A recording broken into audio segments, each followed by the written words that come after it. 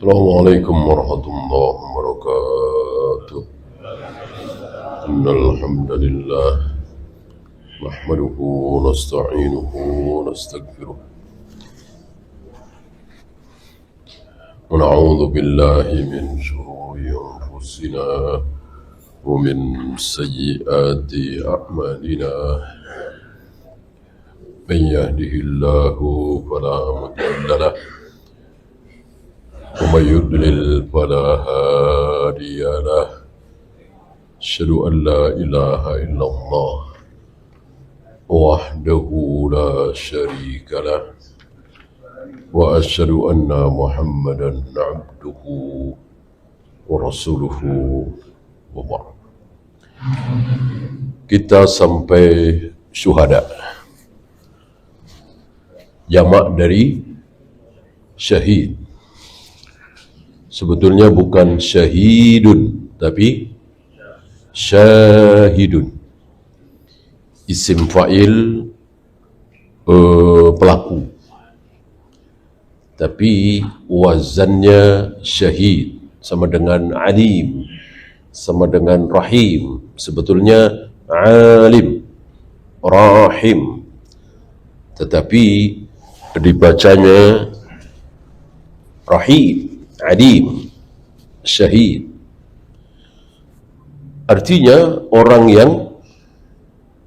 yang menyaksikan. Syahidah yashhadu kan menyaksikan, bersaksi.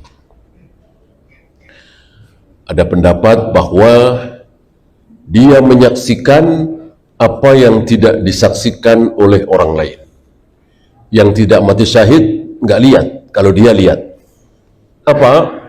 Janji Allah, nikmat Allah, surga, rahmat Allah, dia melihat.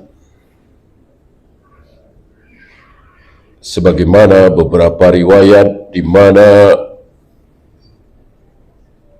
Anas bin Nadhr dan beberapa sahabat bersumpah, demi Allah, aku mencium bau surga di bawah Uhud. Dan betul, tidak selang lama gugur. Syahid insyaallah dinyatakan oleh Nabi sallallahu alaihi wasallam.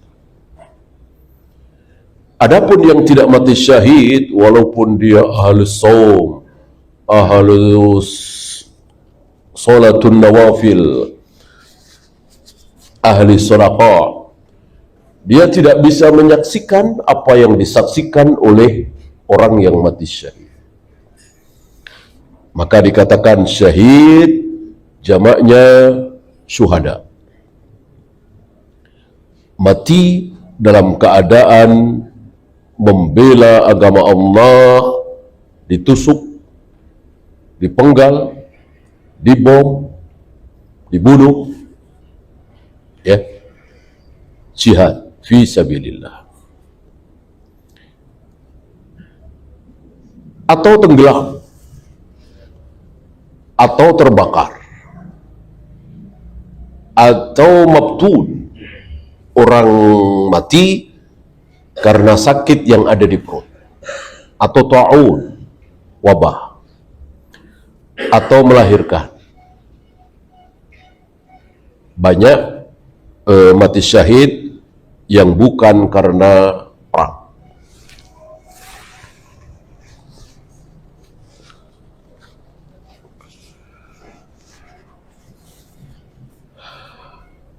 Nah, setelah minan nabiyyin was-siddiqin was-syuhada,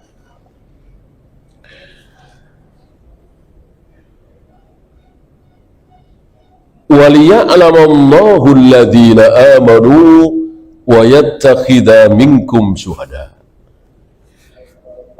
agar Allah mengetahui siapa di antara kalian yang beriman dan menjadikan di antara kalian syahid.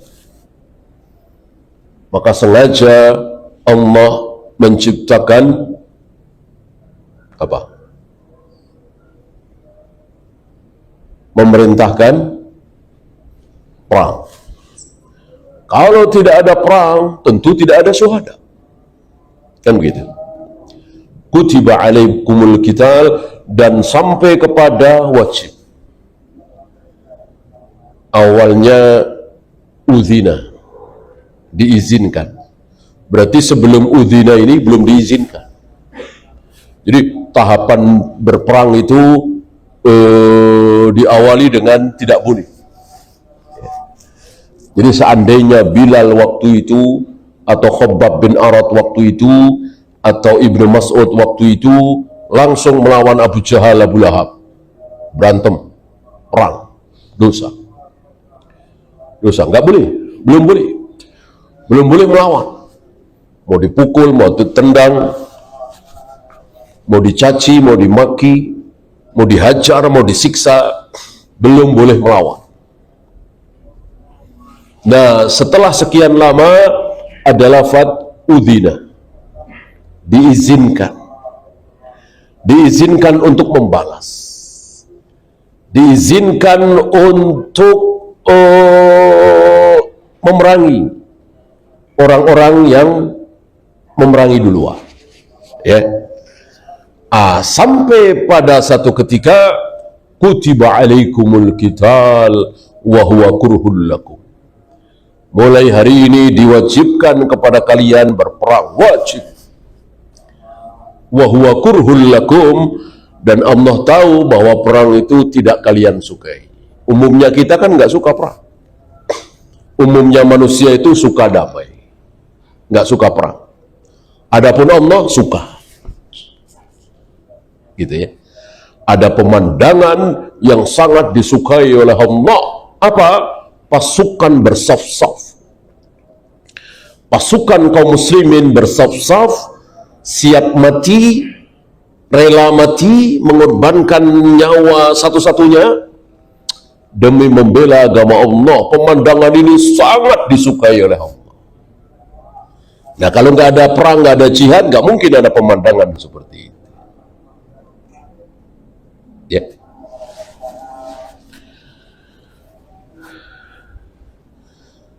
Wakila al-ulama, ini luar biasa nih, ya. Barangkali tidak terfikir oleh kita, tapi terfikir oleh beliau dan para ulama. Di samping syuhada adalah orang-orang yang mati syahid, wakila al-ulama, mereka adalah para ulama, orang yang berilmu. Oleh karena itu jihad ada dua, dengan apa dan dengan apa, dengan pedang dan dengan apa? Ilmu. Dengan pedang dan dengan ilmu. Ketika seseorang mengatakan dengan lantang, saudara-saudara, ini syirik, saudara-saudara, ini bid'ah, sementara di situ mayoritas pelaku bid'ah, dia sedang berjihad. Jihad dengan apa? Dengan ilmu. Ini lebih besar, ya. Jihad dengan ilmu lebih besar.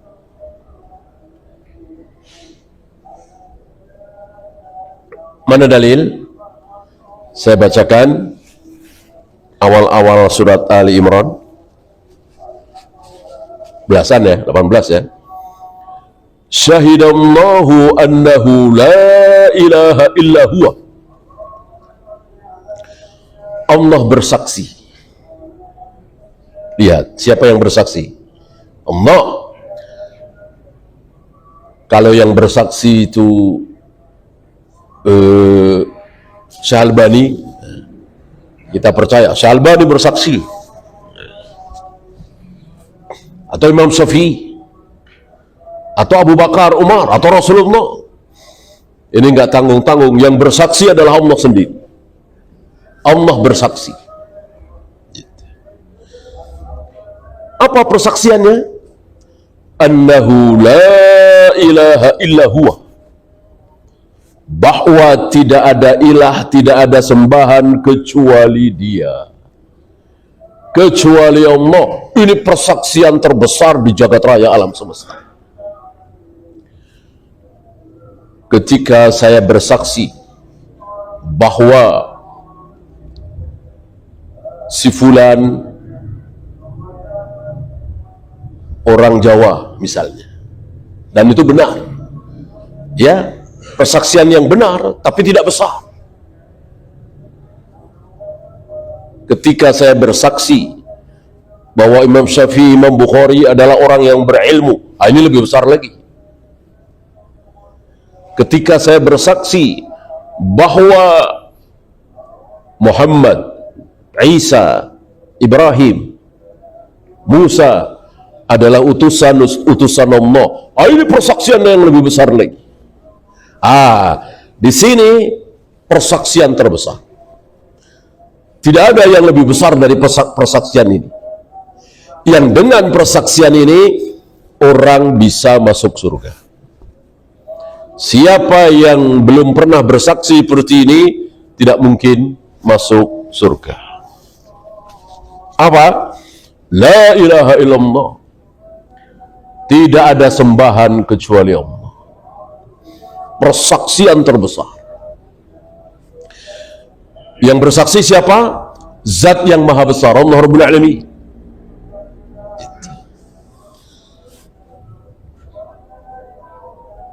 Setelah Allah, siapa? Setelah Allah ada lagi yang bersaksi, siapa? Wal malaikatu. Ya wajar, setelah Allah malaikat. Itu. Setelah malaikat, mungkin di benak kita, para nabi dong, para rasul. Ternyata tidak. Setelah Allah bersaksi, kemudian malaikat, setelah malaikat, para nabi, para rasul, tidak. Tapi wa ulul ilmi, orang yang berilmu. Ini luar biasa orang yang berilmu. Diletakkan di posisi ketiga setelah Allah dan malaikat. Maka ahli ibadah tidak ada apa-apanya dibanding dengan ahli ilmu. Ya. Jauh lebih tinggi ahli ilmu dibanding dengan ahli ibadah. Ahli ilmu lebih ditakuti oleh syaitan, iblis, daripada ahli ibadah. Karena orang beribadah bermanfaat untuk siapa? Untuk dirinya sendiri. Orang yang beribadah bermanfaat untuk dirinya sendiri. Saya baca Al-Quran, antum dapat manfaat? Enggak. Antum sholat, saya dapat manfaatnya? Enggak. Antum sedekah, saya nggak dapat manfaatnya. Ya, kecuali saya ikut andil. Nah, andilnya itu ilmu. Adapun ilmu luar biasa. Ya. Berapa juta kaum muslimin yang mendapatkan manfaat dari Imam Bukhari. Ya. Dengan Imam Bukhari, berapa juta kaum muslimin mendapatkan manfaat. Ini hadis sahih. Gitu. Berapa juta, berapa miliar kaum muslimin mendapatkan manfaat dari Abu Hurairah. Ilmunya Abu Hurairah. Apalagi Rasulullah sallallahu alaihi wasallam.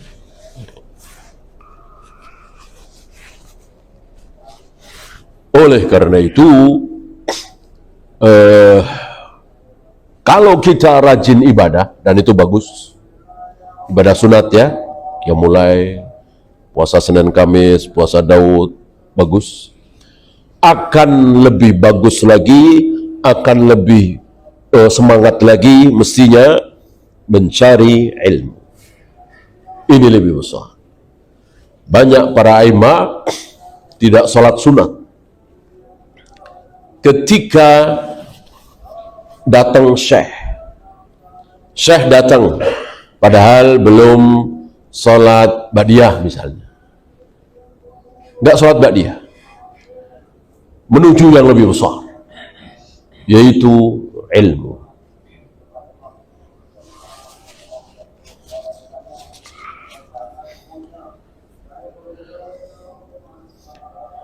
Faja'alallahu ahlal ilmi. Di sini Allah menjadikan orang-orang yang berilmu itu syahidi, menyaksikan. Bima syahidallahu li nafsihi, menyaksikan apa yang disaksikan oleh Allah untuk dirinya. Yang bersaksi zat yang maha besar, yang dipersaksikan adalah kalimat terbesar la ilaha illallah, yang tanpa kalimat ini mustahil seseorang bisa masuk surga, pasti kekal di neraka selama-lamanya. Kayak apa pentingnya kalimat ini? Maka wajar Nabi marah besar, marah sambil mengulang-ulang pertanyaan.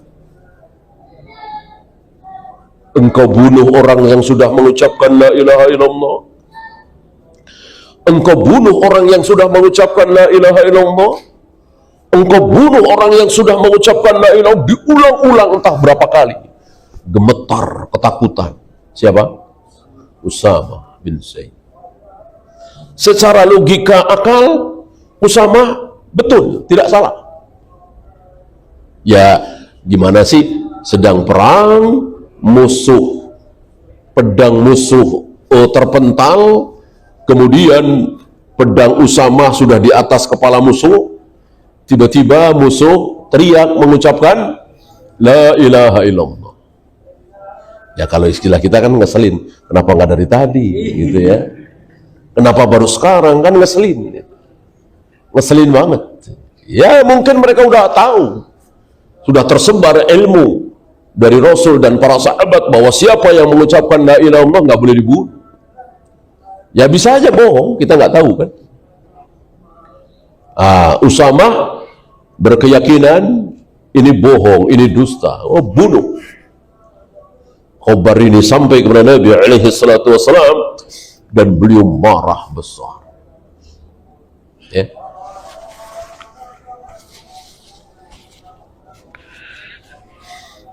Kenapa? Karena sangat berharga sekali kan. Sangat-sangat berharga sekali. Disinilah kita tidak boleh meremehkan kalimat ini, lalu dengan enaknya mengatakan si fulan kafir, si fulan kafir, si fulan kafir. Ada anak muda Khawarij itu terlalu mudah, tidak menghargai kalimat ini. Karena tidak berhukum dengan hukum Allah, kafir. Kalimatnya seperti itu kan. Wa man lam yahkum bima anzalallah fa ulaika humul kafirun. Wa man lam yahkum bima anzalallah fa ulaika humudz zalimun fa ulaika humul fasiqun. Mereka lupanya ada tiga, yang dipakai cuma satu. Surat Al-Maidah itu yang dipakai cuma satu, ulaika humul kafirun, padahal ada zalimun, ada fasikun. Kalau tidak berhukum Allah pasti kafir, ngapain zalim disebut? Apa tadi? Fasik disebut. Ya, karena orang kafir pasti zalim, pasti fasik. Mana ada orang kafir nggak zalim, nggak fasik? Berarti sia-sia dong. Ulaika humul fasikun, ulaika humul zalimun, sia-sia. Cukup ulaika humul kafirun, selesai. Dari situ saja mereka nggak bisa memahami. Ini kan pemahaman yang sederhana kalau mereka mau pakai akal. Jadi yang diambil cuma satu. Pokoknya tidak berhukum dengan hukum Allah, kafir. Karena Indonesia ini tidak berhukum dengan hukum Allah, mencuri tidak dipotong tangannya, membunuh tidak dikisas, berzina tidak dirajam, ya udah. Negara Indonesia ini negara kafir. Presidennya ya kafir. Menteri-menterinya kafir semua. Ini orang-orang Khawarij dan sempat membesar di negeri kita ini, sempat rame di tahun 80-an, 90-an. Alhamdulillah, dengan maraknya dakwah salaf, mereka terpojokkan, terpinggirkan. Karena hujah terus. Manhaj salaf terus meneriakkan hujah bahwa tidak gampang mengkafirkan seorang muslim. Salah tidak mengkafirkan lebih baik dari salah mengkafirkan. Misalnya si fulan nih yang kelihatan muslim ini ternyata di mata Allah sudah kafir. punya keyakinan kafir, apalah. Tapi kita nggak mengkafirkan, diam aja. Masalah nggak? Bagi kita, masalah nggak? Nggak masalah. Orang kita diam aja. Walaupun di mata Allah jelas dia sudah kafir. Tapi kita tidak ikut mengkafirkan, tidak mengkafirkan, diem aja. Ya ketemu salah. Ya. Tapi di mata Allah dia sudah kafir. Allah Maha tahu. Masalah bagi kita enggak. Yang masalah dia di mata Allah masih muslim, masih beriman. Tapi karena kita gegabah seperti Khawarij tadi, lalu dengan seenaknya kita mengatakan si fulan kafir. Si fulan kafir. Ternyata di mata Allah dia tidak kafir. Masalah bagi kita? Masalah besar. Apa? Kita sendiri terancam kafir. Ya. Orang yang memanggil saudaranya ya kafir, atau yang mengatakan si A telah kafir, si B telah kafir, ternyata si A, si B belum kafir, maka yang mengkafirkan itulah yang kafir. Kan menyeramkan nih, menakutkan nih. Maka stop. Tidak usah lisan kita kotori dengan mengatakan si A kafir, si B kafir, si C kafir. Kecuali jelas-jelas Buddha, jelas-jelas Hindu, jelas-jelas Yahudi, Nasrani, ya. Ini musyrik. Berapa banyak tokoh-tokoh kita ini yang muslim, mereka bilang saya orang Islam, walaupun tidak nampak. Belum pernah saya melihat dia sholat misalnya, udah urusan dia. Belum pernah saya melihat dia di masjid, urusan dia.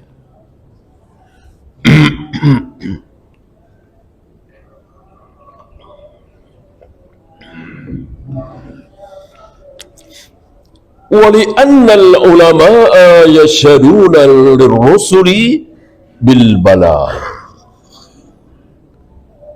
Karena para ulama itu bersaksi bahwa para nabi, para rasul itu telah menyampaikan.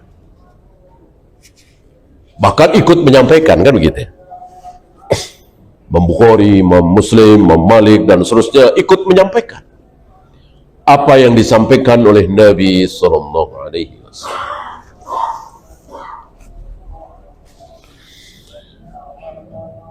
Wa 'alal ummati bitabligh, menyampaikan kepada umat ini, mendapatkan dari para nabi, para rasul, kemudian menyampaikan kepada umatnya.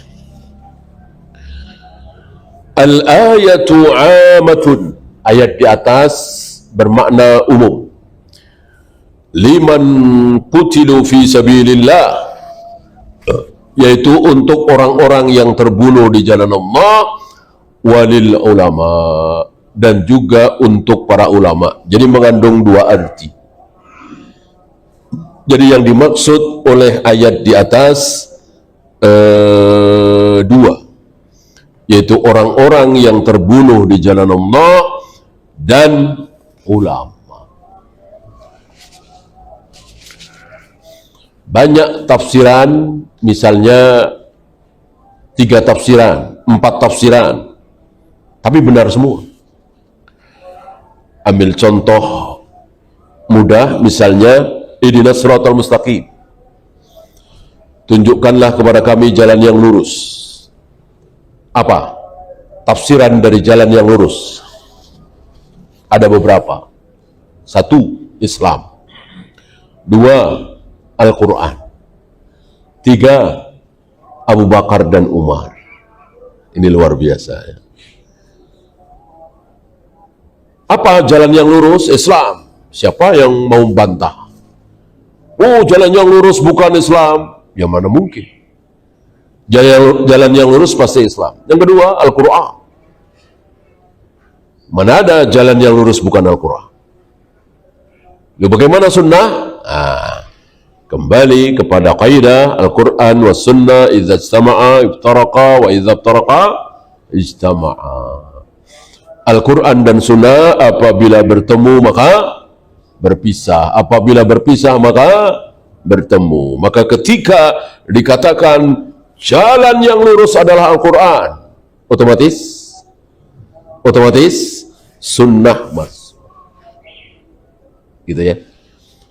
Begitu pula sebaliknya, jalan yang lurus adalah sunnah, otomatis Al-Quran masuk. Satu lagi, Abu Bakar dan Umar. Kenapa disebut Abu Bakar dan Umar? Utsman, Ali, Zubair, Tolhah dan seterusnya nggak disebut? Karena di zaman Abu Bakar dan Umar belum ada syubhat, belum ada bid'ah, belum ada aliran sesat, belum ada firqah. Ya, aliran-aliran sesat, syubhat, bid'ah baru muncul setelah Umar terbunuh. Maka dikatakan jalan yang lurus, yaitu sunnah, Islam yang benar, yang tidak tercampur syubhat dan bid'ah, ya Islam di zaman Abu Bakar dan Umar.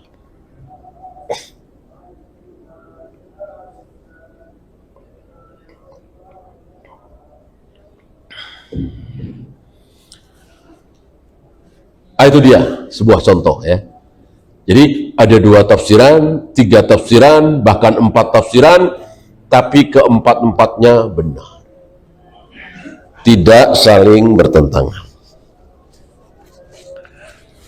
Adakah yang bertentangan? Ada.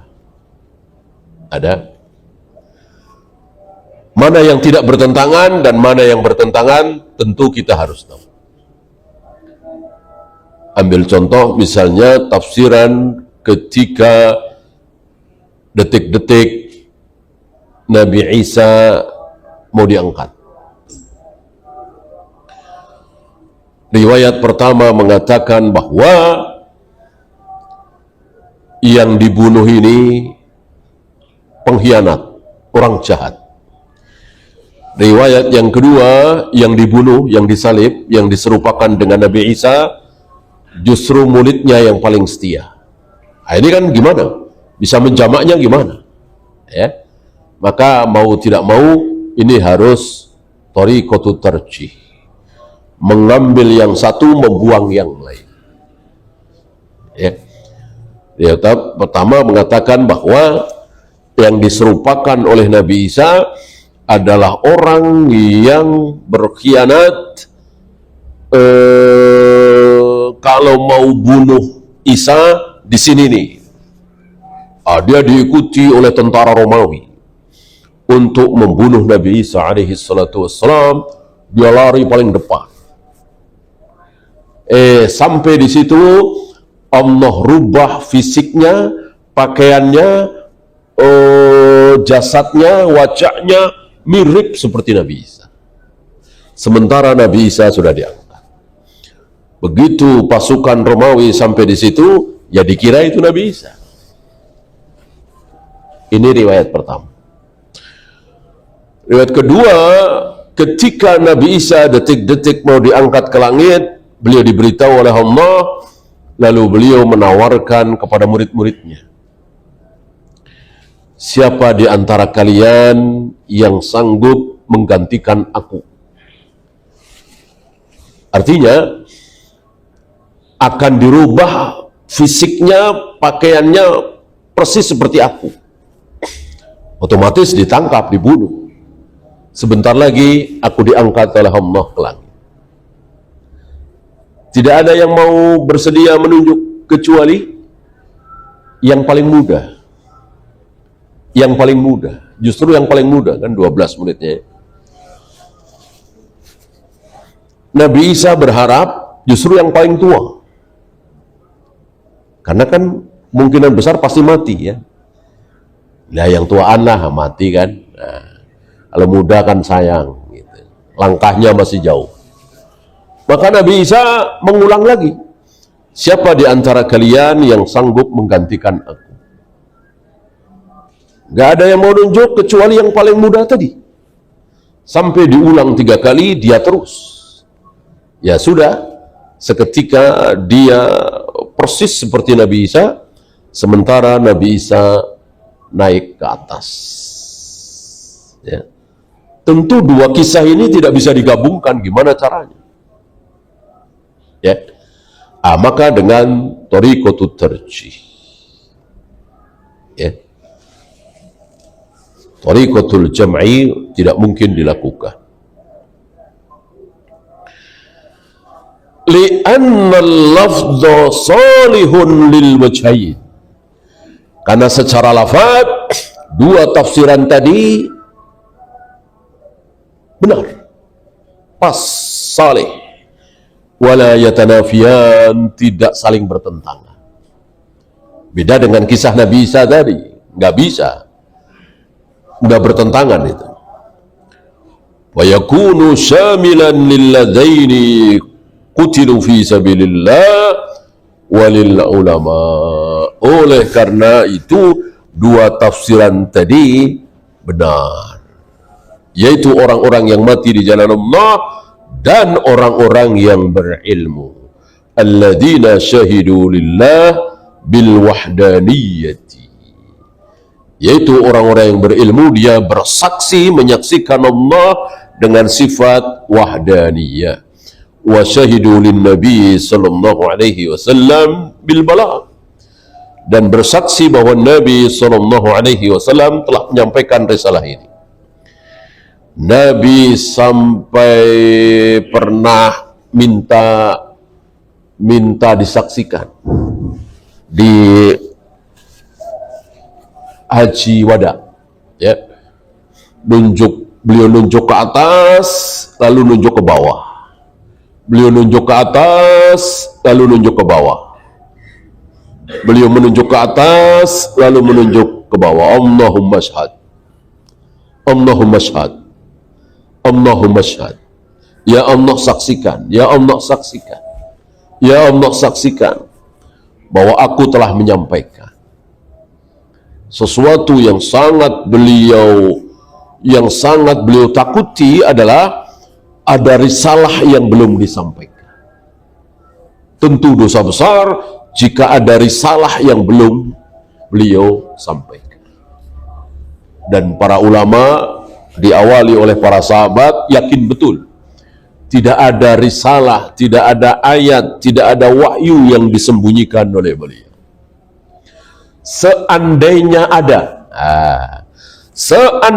ada wahyu yang disembunyikan oleh Nabi, maka wahyu itu adalah perintah Allah kepada beliau untuk menikahi mantunya, mantu tanda kutip, ya, Zainab, ya. Ini perintah yang sangat memalukan, membongkar perasaan beliau, ya. Perasaan beliau, istilah kita naksir lah. Beliau naksir dengan Zainab istri orang, istrinya Zaid, bukan istri orang lagi, ya anaknya kan, bahkan sempat diganti namanya menjadi Zaid bin Muhammad kan, anak angkat, tapi kan dilarang. Seandainya ada wahyu yang disembunyikan oleh Nabi, tentu wahyu ini akan disembunyikan karena memalukan beliau. Tapi karena beliau jujur, beliau sampaikan, walaupun tentu malu, ya. Inilah ujian Allah kepada para nabi, para rasul, justru diuji dengan sesuatu yang paling berat, gitu. Barangkali kalau Nabi Muhammad SAW ujiannya disiksa, digebukin, atau dibikin sakit seperti Nabi Ayub, ya nggak terlalu berat bagi beliau. Justru yang berat bagi beliau ini, beliau kan laki-laki yang sangat pemalu. Para sahabat bersaksi, beliau lebih malu dari gadis-gadis yang dipingit. Gadis-gadis yang dipingit kan punya rasa malu, ya. Beliau lebih pemalu. beliau yang sifatnya pemalu luar biasa, justru di sini dipermalukan oleh Allah. Ya. Walillahilham, beliau lulus diuji seperti itu. Ini menunjukkan bahwa tidak ada satupun wahyu, tidak ada satupun ayat, tidak ada satupun syariat yang disembunyikan oleh beliau. Kalau beliau mau sembunyikan kan gampang, kan gak ada yang tahu. Ketika beliau menerima wahyu dari Jibril kan gak ada yang tahu isinya apa. Ketika beliau belokkan sedikit saja kan gak ada yang tahu. Tapi beliau jujur, beliau amanah, beliau tabligh, beliau tidak mau menyembunyikan, walaupun sekali lagi memalukan ayat itu, membongkar isi hati beliau kepada seorang wanita.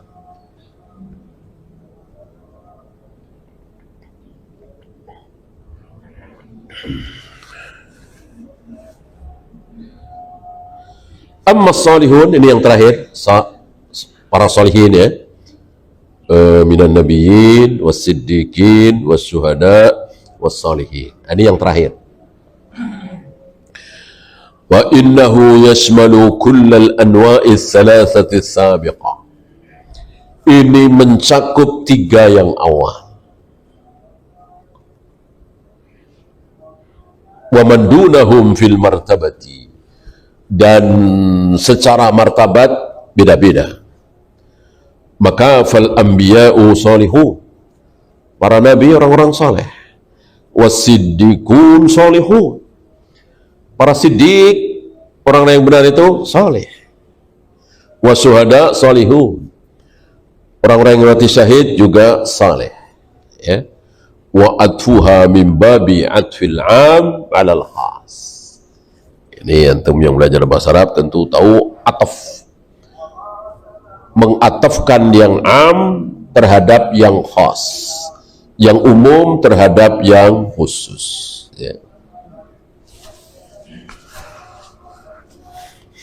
Lalu seperti apa orang soleh itu? Beliau katakan, was-salihuna humul ladzina qamu bihaqqillah wa haqqi ibadi. Yang disebut orang soleh adalah orang yang menunaikan hak Allah, menunaikan pula hak hamba. Ya.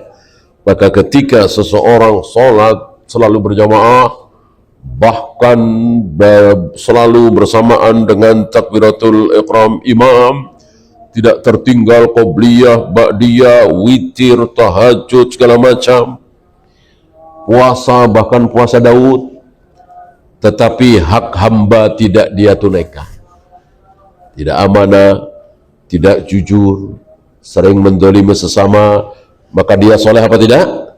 Tidak. Dia tidak soleh karena hak hamba tidak dia tunaikan, hak sesama manusia tidak dia tunaikan. Begitu pula sebaliknya, jujur, amanah, rajin menolong, siapa yang membutuhkan selalu dibantu, ditolong, tapi jarang sholat, jarang puasa Ramadan, tidak tahu apa itu rububiyah, apa itu uluhiyah, apa itu asma wa sifat. Apakah dia soleh? Tidak. Jadi untuk menjadi orang soleh harus memenuhi 2 syarat, yaitu memenuhi hak Allah dan memenuhi hak hamba.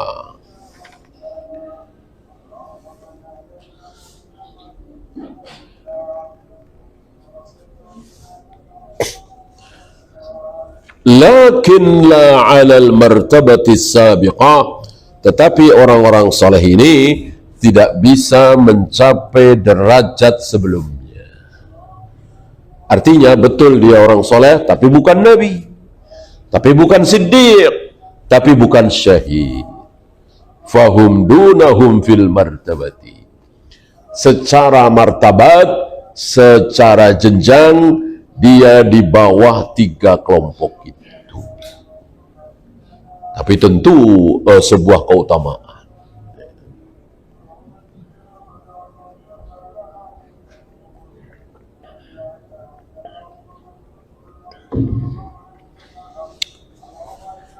Hadha siratul ladzi ja'at bihi ar-rusul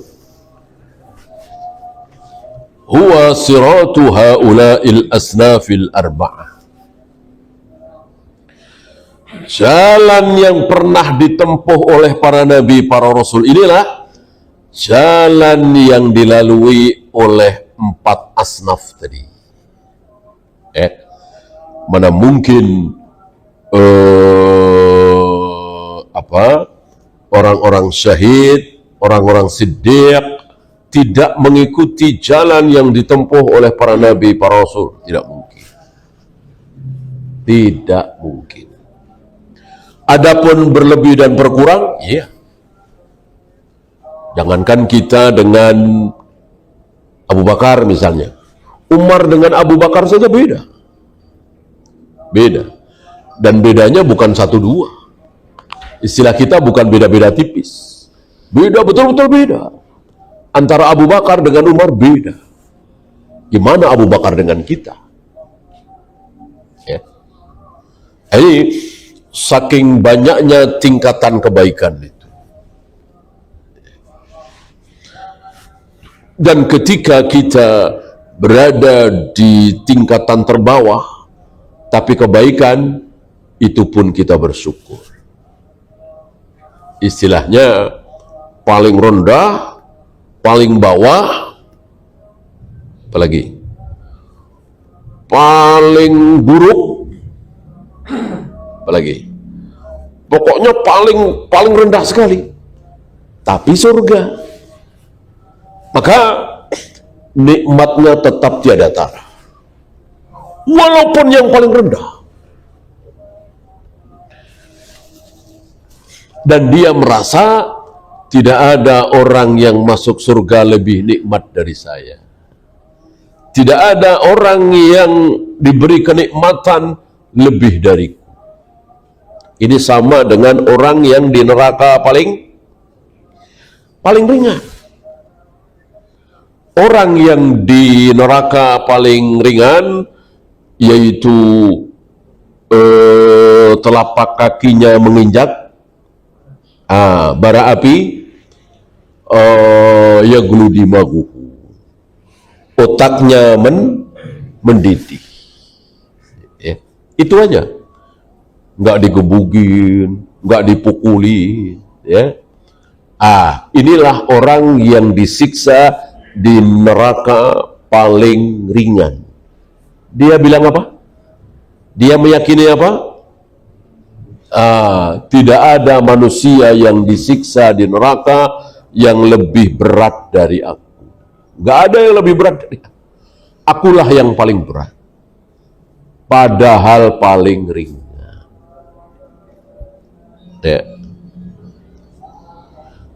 Ya, silakan azan dulu. Wassallallahu ala Muhammadin sallallahu alaihi wasallam wa akhiru da'wana alhamdulillahi rabbil alamin.